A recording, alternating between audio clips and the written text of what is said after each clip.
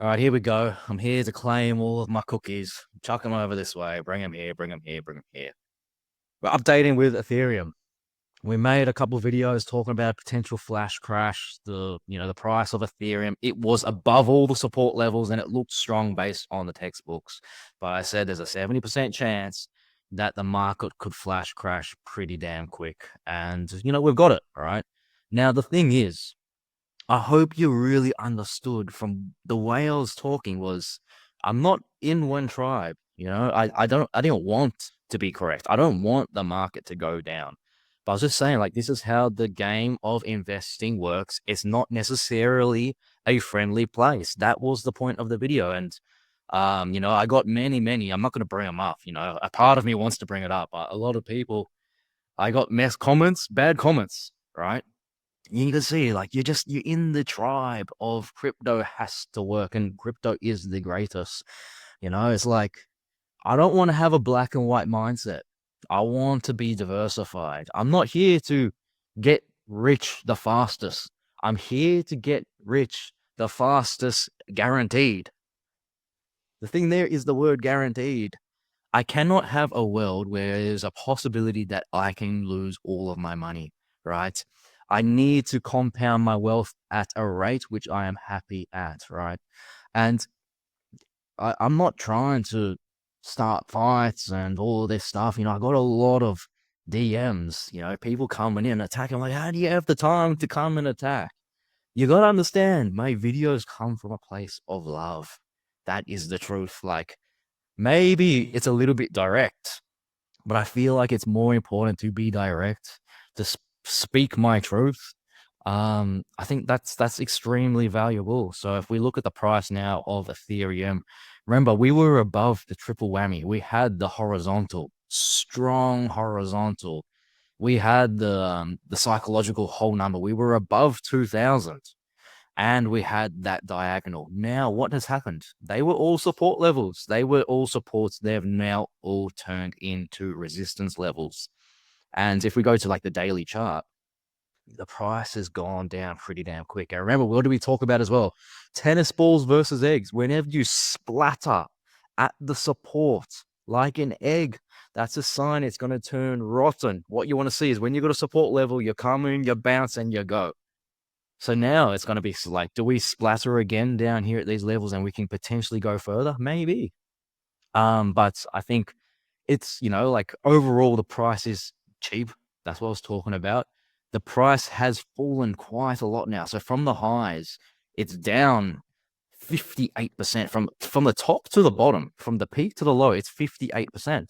And then if we are to measure from when I was making that video, like I think it was the price was like around 2.2-ish, 2.2 to like the low here. That's more like a 20 more than a 20% drop, right? That's at least a 20% drop right there in just a matter of days.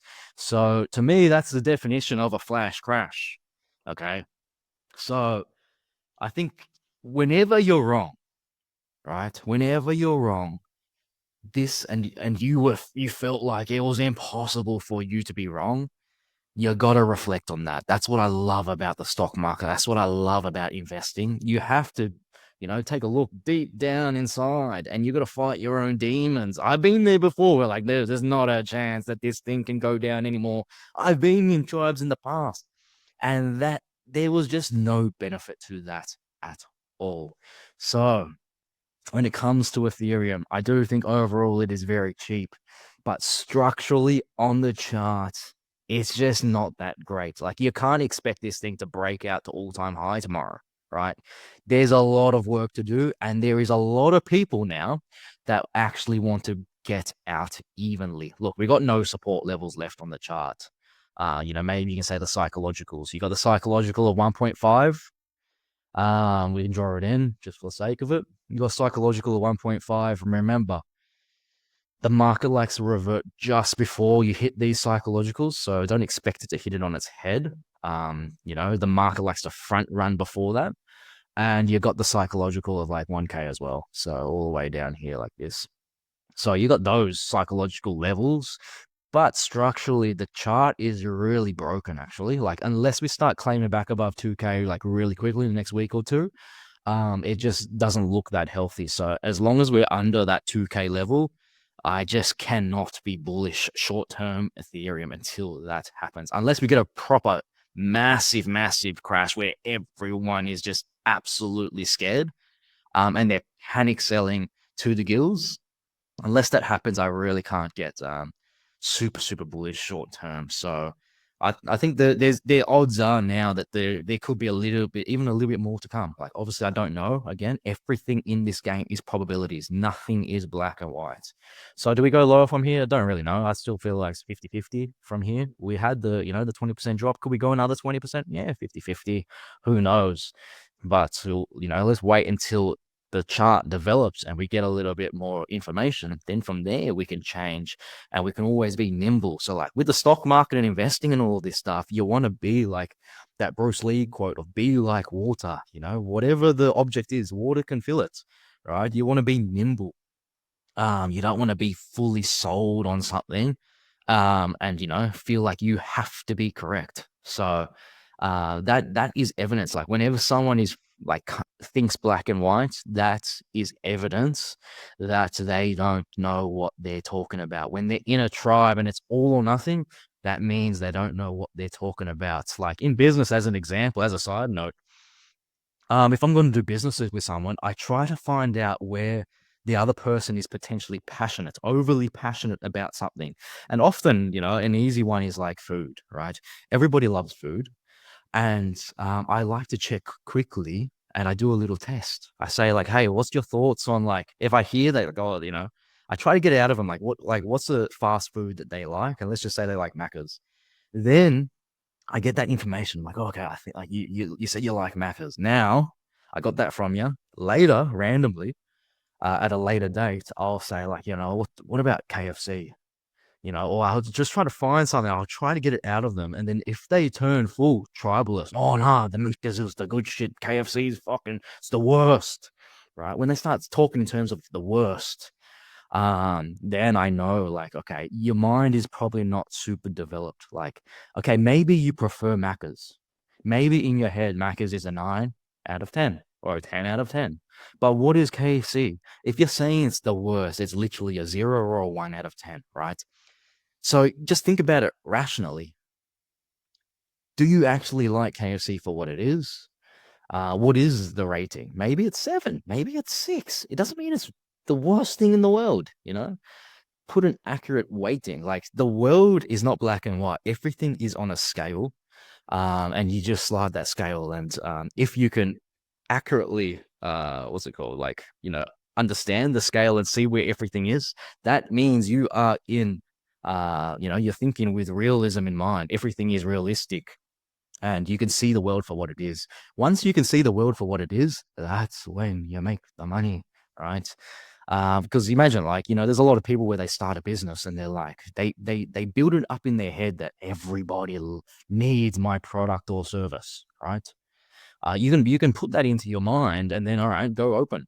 If you're not pumping or you don't become profitable, your hypothesis was not correct. So that's why you got to be really careful with being too overly optimistic. It has to be based in reality. You want to get in tune with what the customer wants. You want to get in tune, with what the market wants. That's the same as business. That's the same as investing. You got to start thinking ahead. What is going to happen? Think like a chess player. All right. That's a little side note for you. Let's just quickly go check out, because we made the comparison Bitcoin versus Ethereum. Based on the charts, Bitcoin is actually looking really good in my opinion. Let's just make this green in here. This is a previous all-time high. We've had a nice little correction. This is structurally normal, like quite normal. Remember I was saying like it's not the sign of like a rocket ship where you just shoot, because normally when you break the all-time high, you shoot, you consolidate and you shoot again. That's the sign of a really strong asset. Bitcoin pulling back to the all-time high, that's like a standard bullish asset. So see how we're thinking on a scale here. Ethereum, not as bullish as Bitcoin, right? It was weaker. Bitcoin is a standard bullishness.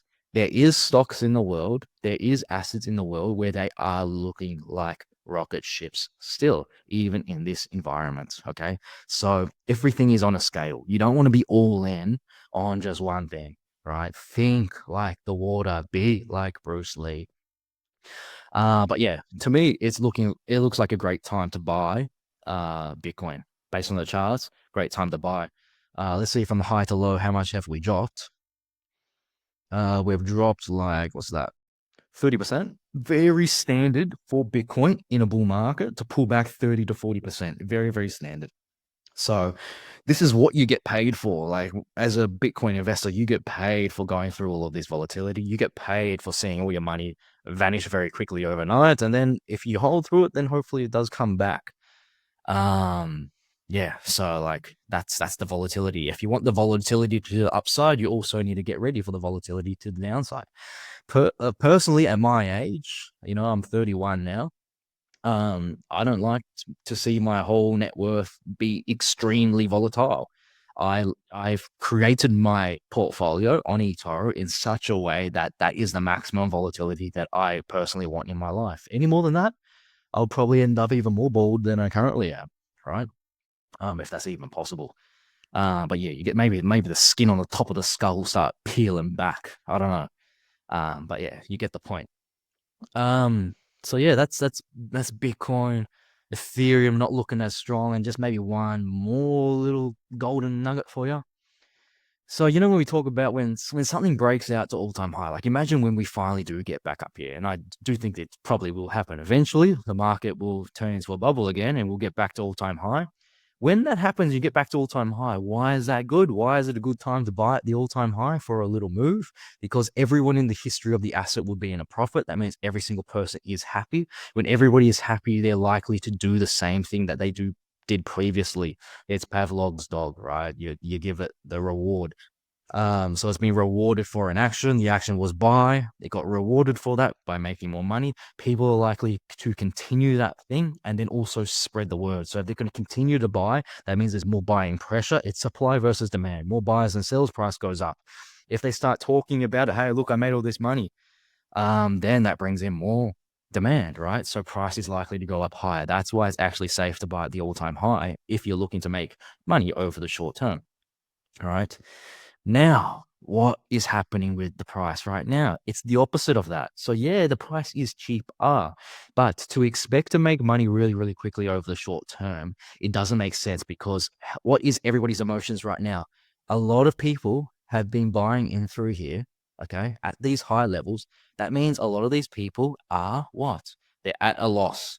Then if they're at a loss, they're not likely to buy more because they're actually scared and they might not actually have any more money left to buy. So they haven't been rewarded for their action. So they're not going to continue to do what they did previously. So they're not likely to be as many buyers as there were, right? And let's just say, yeah, maybe you did buy it at a cheaper price. You had the opportunity to buy in here. Well, let's see, like imagine it's from here. It's roughly from this level here. So this is from like June 2022. This to here is like March 2023. So like almost a whole, it's like 9 months or so. And then you got these few months in here. So let's say like you had a year's opportunity to buy in below today's price. But this was like back in 2022, right? 2023. That means you didn't make that much money though over that amount of time. And then you probably would have been dollar cost averaging. So your average buy price might be most likely is higher than today's price for the majority of Ethereum investors. And mind you, Ethereum has gone more mainstream post-COVID. So post-COVID, most people would be in a loss with Ethereum. So again, if the majority of the market is in a loss, what are they? They're not happy. They're not likely to buy.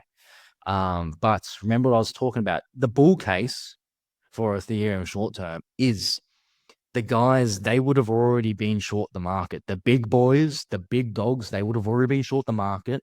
They are now closing out their positions and taking profits. And they are looking to flip long. So these are the big boys. When everybody panic sells, the majority of the novice investors, they start panic selling.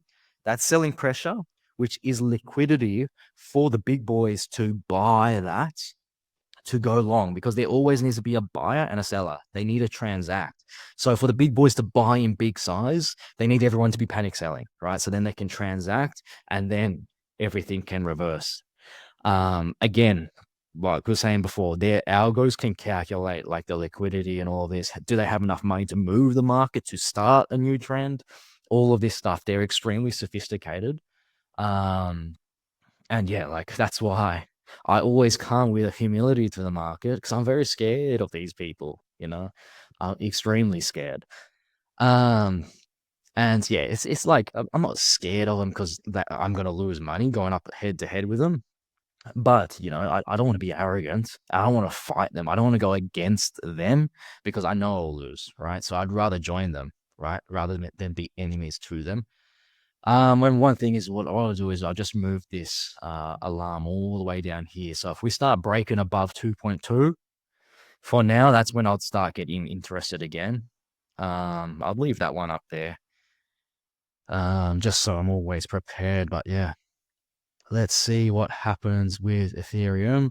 And yeah, please remember again, my goal is not to be right. Like I'd rather everything be pumping. If would be pumping, I'll be making a lot more money, right? Everything's pulling back. Um, yeah, so that's it. I think you get the point. See you in the next video, guys.